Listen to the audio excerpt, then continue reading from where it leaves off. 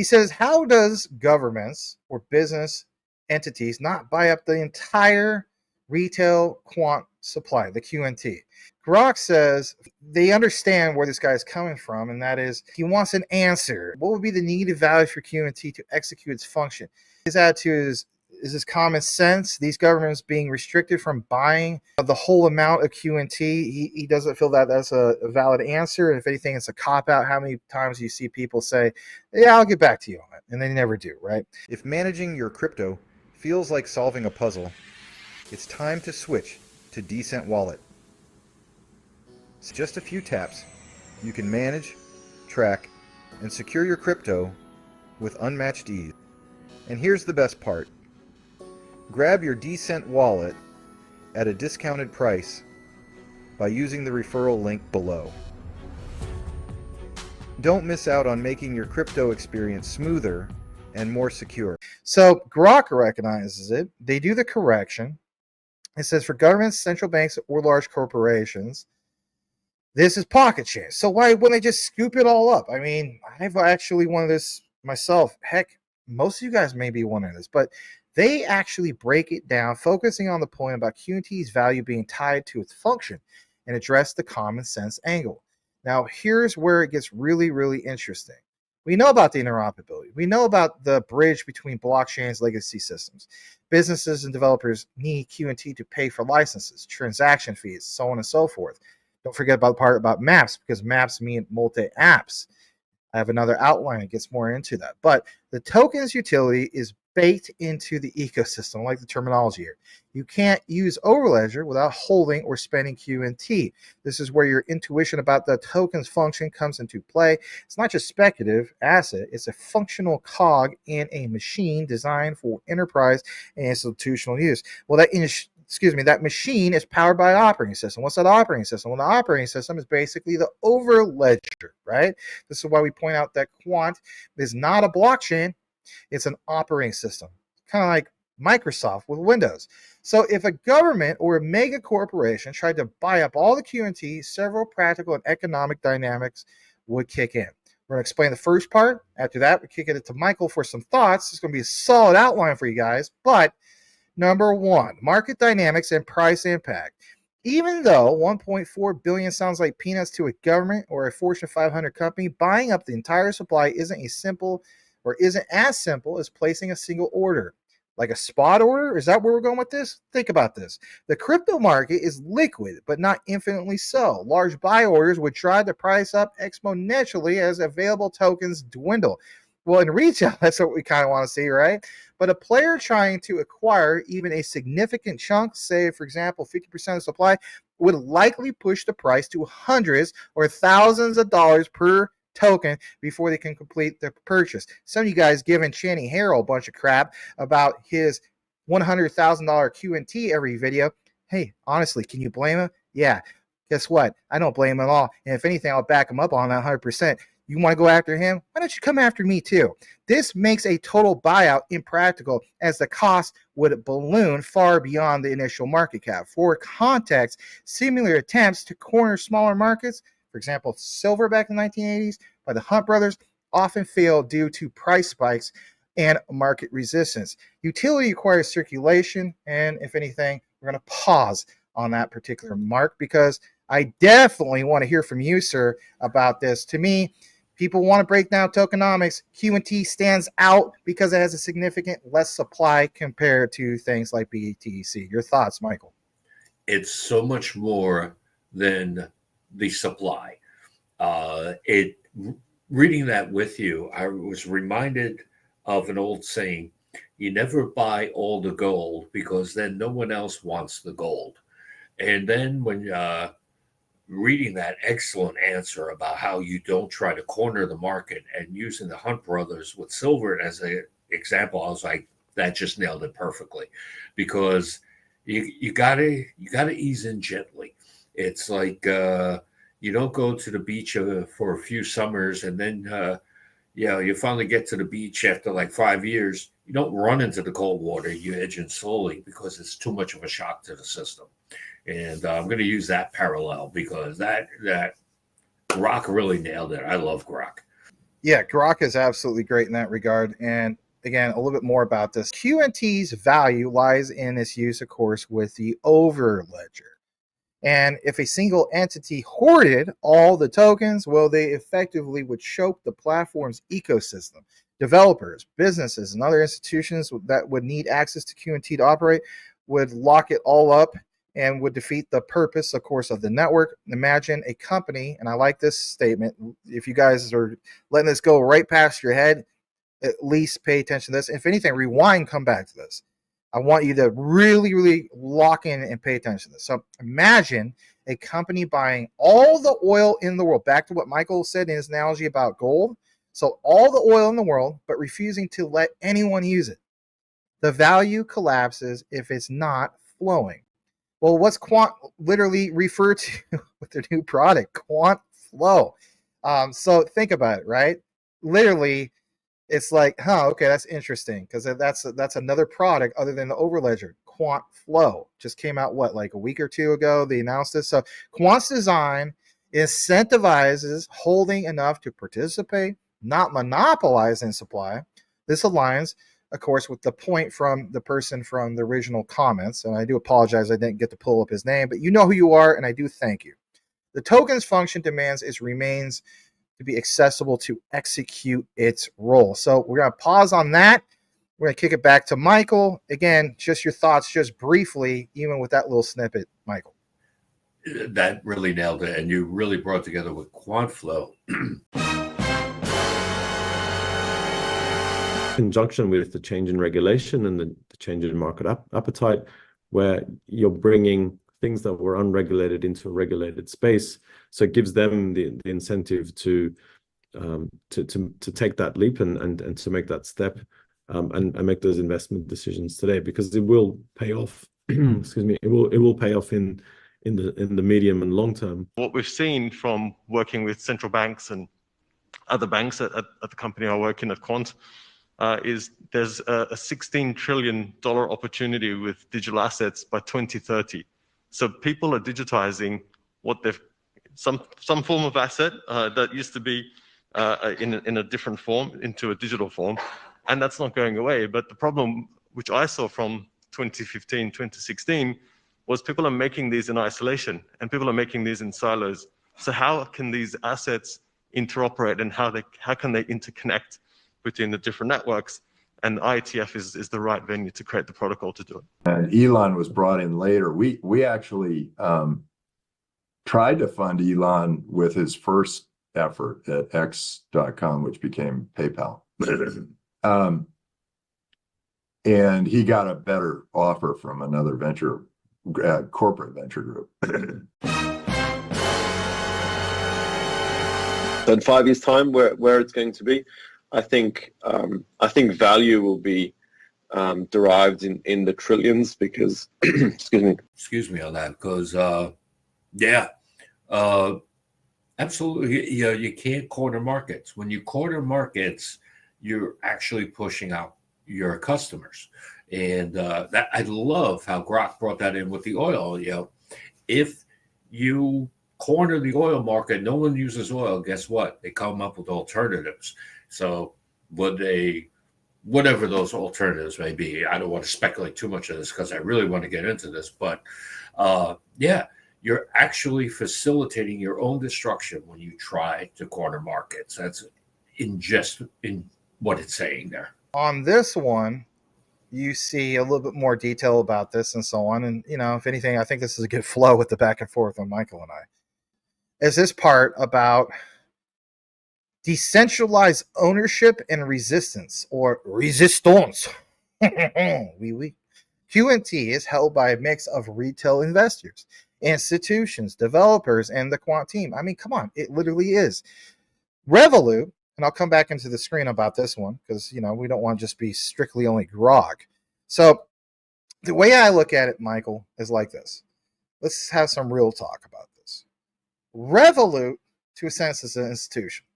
They own roughly, I want to say, anywhere from 25 to 30,000 QNT. That's pretty darn significant. We also seen so much transfers, and I want to give a shout out to our brother in space, Mind Crypto. He's pointed out the wallet activity of, for example, Coinbase 10 and specifically moving all this QNT. And there's been many cases where there's not ETH that has been moved, or sits, I should say, in exchange.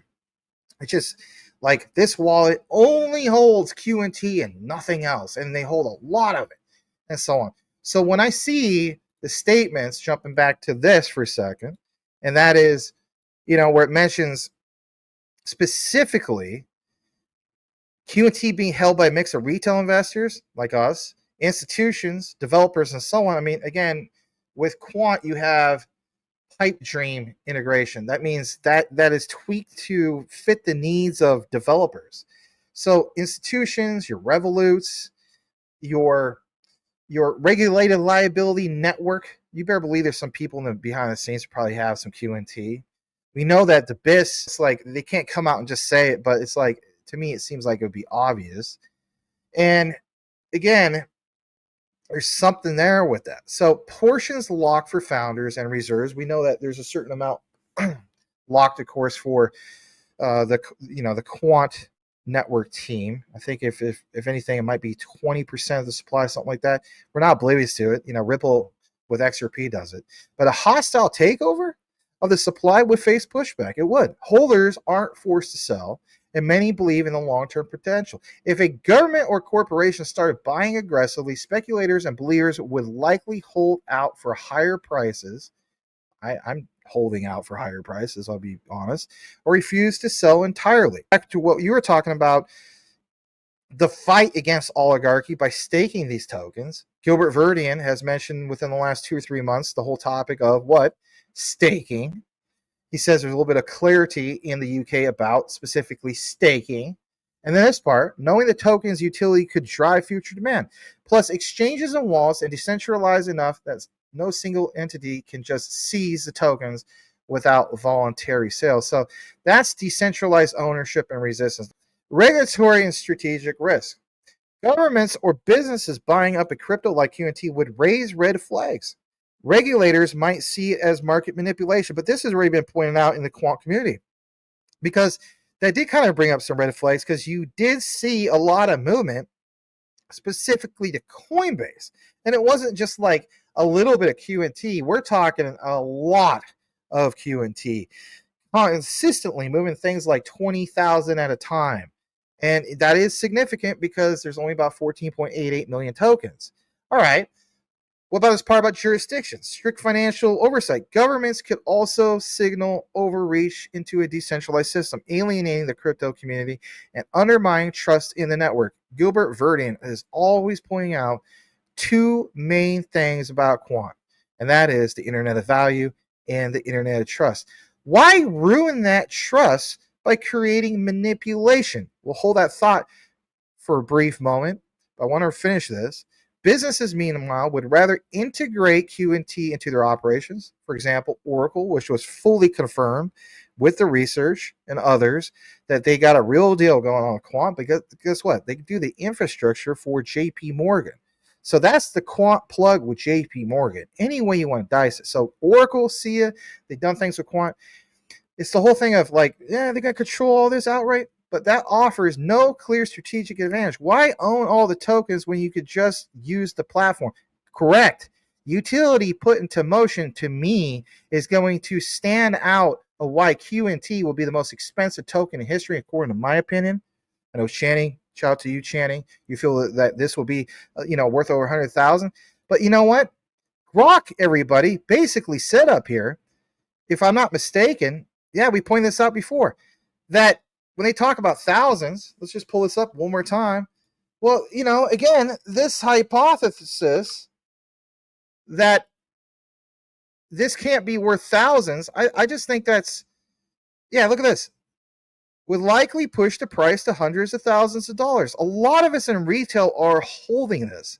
People say that BTC is a store of value, but this in itself, you can store it for that value, and they're doing utility put into freaking motion. So much more use case about the QNT token compared to BTC and make your head spin. I do want to get your thoughts in that regard, Mr. Michael Golpe. An object in motion has a tendency to stay in motion. So right now, the way I'm seeing it, trying to break it down, is that these organizations, will say, are behaving ethically as organizations, at least for right now, it would appear, because they are doing responsible management of their assets. These are very intelligent people. And let's say that there are some intelligent people in finance who are not the stereotype mean person. They're actually there to make finance available for everyone. And that's kind of what I'm seeing here with this analysis that we're doing right now. And these people have enough common sense to realize we shouldn't corner the market. We have to operate responsibly, but also this also stresses the point where retail has to get involved. Retail, keep bringing people in. Hold 3 if that's all you can afford, and never overbuy, people. Never overbuy. But hold on, you hold on to 3. Your neighbor holds on to 3 or 4. Granny with the cookies down the block, she's got 5. Awesome for Granny. But the more average persons get in here, they hold their stuff, and just like they articulated it in there, for future gains, basically, that's exactly how it's supposed to work. That's my takeaway from all this. I'm loving this answer right here. Please go ahead. Give me some more. Quant's business model. Quant Network doesn't rely on token scarcity alone to drive value. How many of us reference the scarcity of QNT token? We always compare it with things like BTC. Hey, look at QNT, 14.88 million tokens, max supply, compared to something like BTC with 21 million. Well, that is attractive.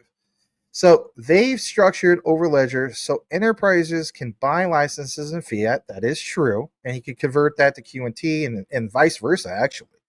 Tokenizer broke that down years ago, which the Quant Treasury, of course, converts to QNT. So even before reading that next statement, I just pounded home what I just said.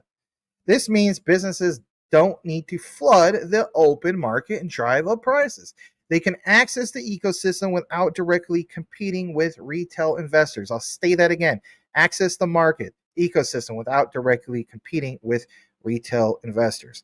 This setup keeps QNT circulating while meeting enterprise demand, reducing the incentive for any one player to dominate the supply. Now, let's come back into the frame for just a brief moment.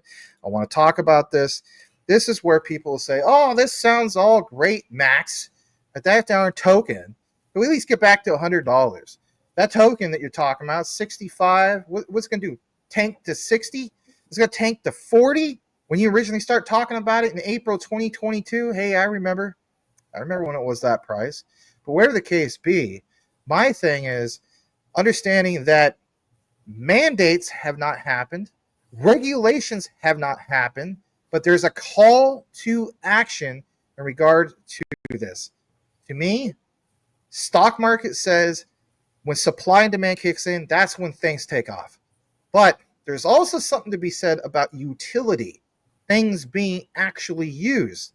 How do we know that? Google's a perfect example of that. They absolutely capitalized in, was it the late 90s going to the early 2000s? Is a saying that you guys know about now called data is the new oil. Well, they are the supreme source of centralized data control, to a sense. Michael and I were talking about Weber barbecue grills. Guess what? Our phones are going to give us these feeds about Weber barbecue grills, or whatever else the case be. The Nikes on our feet that keep our cipher complete. Shout out to Nas. Whatever. We're going to get flooded with those particular ads. Let's be honest. Not everybody's just going to create a mechanism of just duck, duck, go all the time to privatize it. But my thing is understanding that utility put into motion is where it's at. Ripple XRP has not been fully put into full mass adoption. If anything, it's just little drops. Hence why it's called drops, if you think about it, no pun intended, but it's these drops.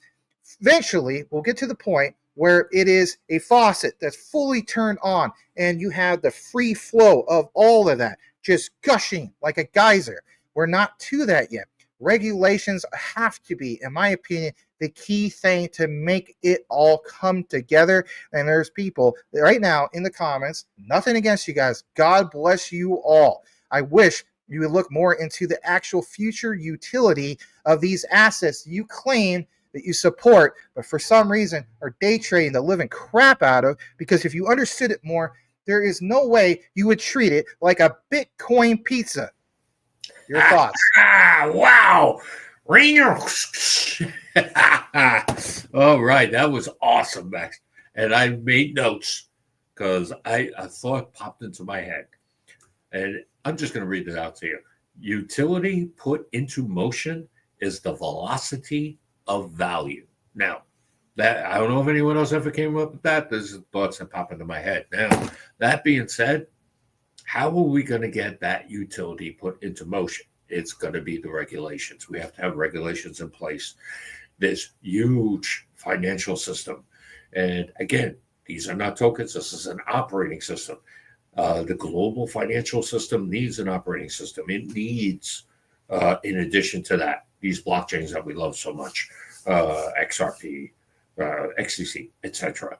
But wow, I'm just thinking of what Max just said. I'm just like, wow.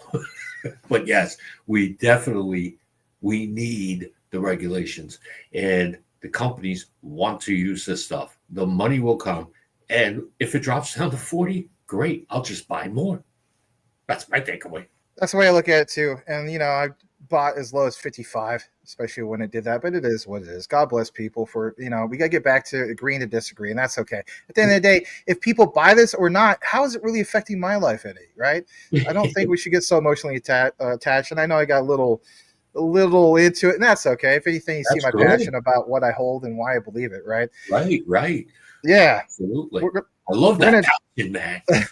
Well, thank you. We're going to actually jump into this. Let me just full screen it. You see here, this other part of the conversation I think is definitely worth pointing out. And it says basically this.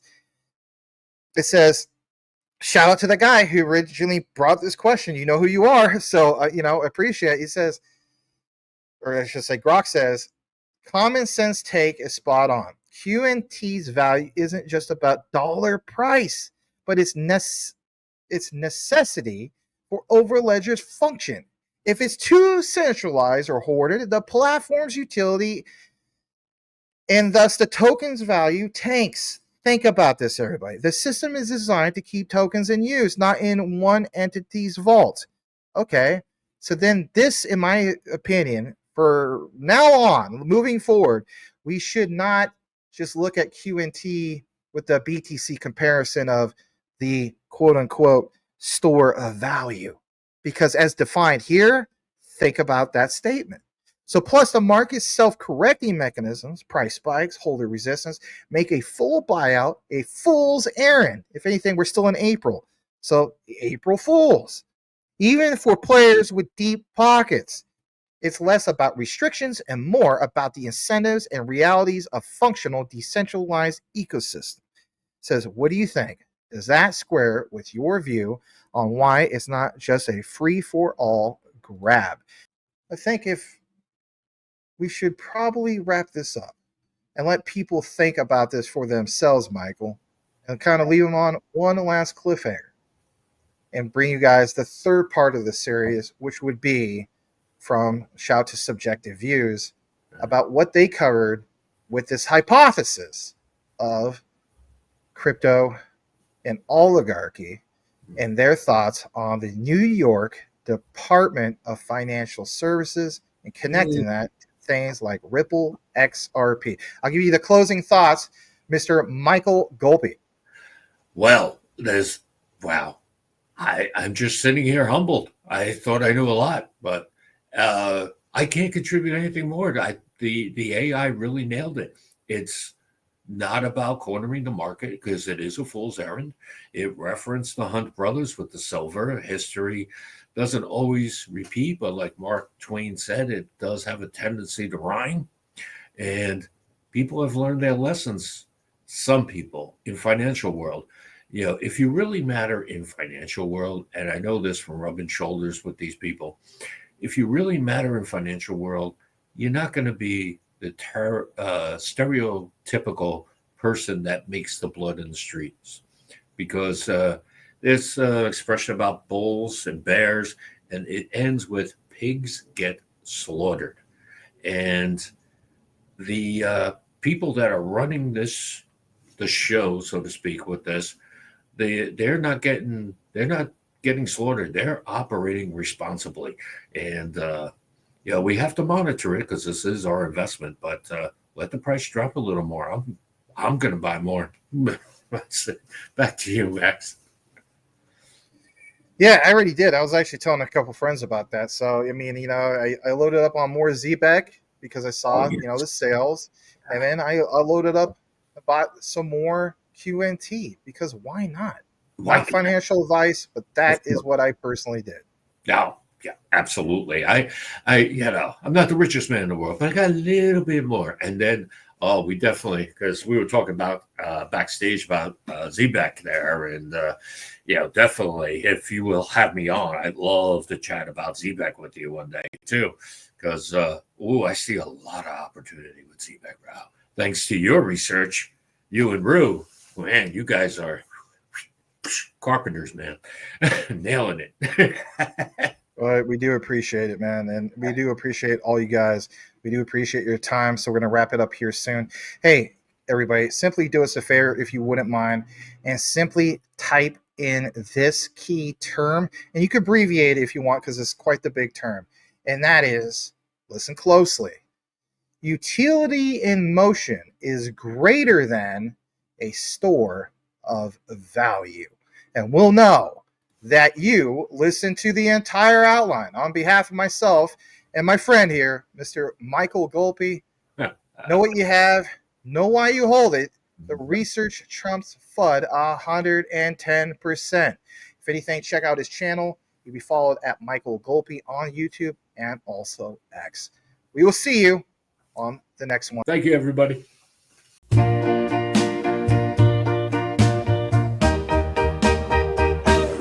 Y'all gonna make me lose my mind. Up in here, y'all gonna make me go all out. Up in here, y'all gonna make me act a fool. Up in here, y'all gonna make me lose my cool. Up in here, if I got to bring it to you cowards, then it's gonna be quick. All your mans that been to jail before, click. And I don't know who the you think you turned into, but I'm not him. I slim. So watch what you do, or you gon' find yourself buried next to someone else. And we all thought you loved yourself, but that couldn't have been the issue. Or maybe they just saying that not to dish you. That's why you laying on your back, looking at the roof of the church. Preacher telling the truth and it hurts. Y'all gon' make me lose my mind. Up in here, y'all gon' make me go all out. Up in here, off the chain. I leaves off in the brain, cause still want the fame off the name. First of all, you ain't rap long enough to beef with me, and you ain't strong enough. So whatever it is you puffin' on that got you think that you Superman, I got the kryptonite. Should I smack him with my or the mic? Y'all is characters, not even good actors. What's gonna be the outcome? Let's add up all the factors. You whack, you twisted, your girls are, you broke, the kid ain't yours, and everybody know. Your old man say you stupid, you be like, so? I love my baby mother, I never let her go.